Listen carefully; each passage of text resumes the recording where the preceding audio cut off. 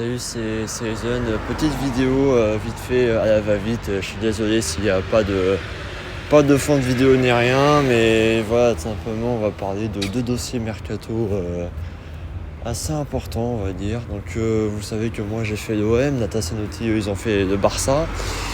On va rester sur l'OM car on va s'attaquer à deux gros morceaux qui sont très proches de signer à l'OM au mercato hivernal ou l'année prochaine comme Felipe Coutinho. Alors, on va parler de Alexis Sanchez et Daniel Vaz. Et tout simplement, c'est parti. Alors d'abord, Alexis Sanchez, faut savoir que c'est un joueur très bon.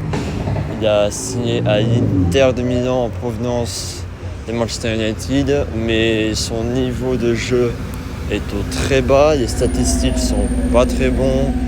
En plus, Nadzerati, je crois que c'est comme ça le nom, veut supprimer son salaire de 7 millions d'euros par an. Donc, comme quoi, ça fait beaucoup de choses à enlever au niveau d'Alexis Sanchez à l'Inter. Et les noms qui reviennent énormément sont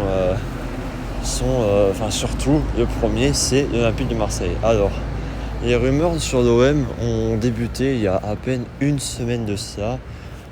Et pourtant, on ne sait pas si ça va être, comme d'habitude, en connaissant Gloria, soit un prêt en option d'achat ou soit un transfert direct.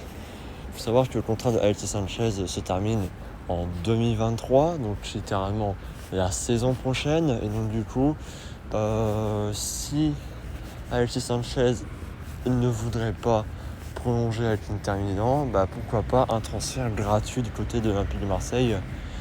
Ça serait carrément pas mal. Par contre, oui, c'est sûr que comme Felipe Coutinho, au niveau du salaire, Franck McCourt en PLS. Il faut savoir que Alexis Sanchez, il serait un très bon choix si au cas où Arsenal, au lieu de vendre complètement Matteo Guendouzi, simplement, ça serait littéralement une bonne recrue de renfort. Ou si Gerson flop jusqu'à la fin de la saison, cela pourrait servir parce qu'apparemment Gerson pourrait déjà repartir à Flamengo à rien qu'une année à l'OM. Et du coup voilà quoi. Après il n'y a pas eu encore de négociation directe entre les deux clubs, donc l'Inter et l'OM.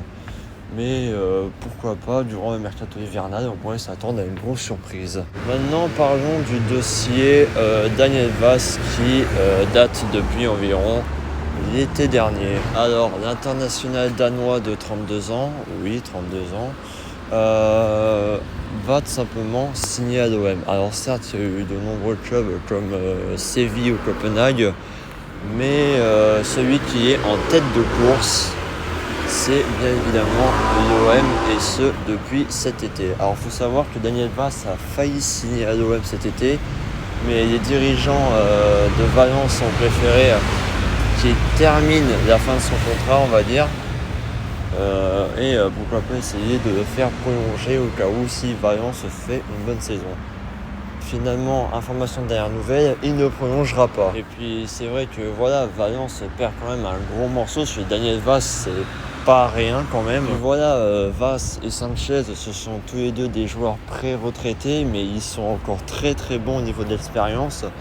Et je pense qu'au niveau du jeu, par exemple avec Luis Enrique, Boubacar Kamara, etc., cela pourrait apporter d'énormément de leçons sur les minots qu'il y a à l'OM et les faire évoluer au sein de leur carrière jusqu'à qu'ils partent pour ça. Petite information de dernière nouvelle, on m'a aussi informé qu'apparemment Steven Nzonzi serait dans les plans de l'Olympique de Marseille.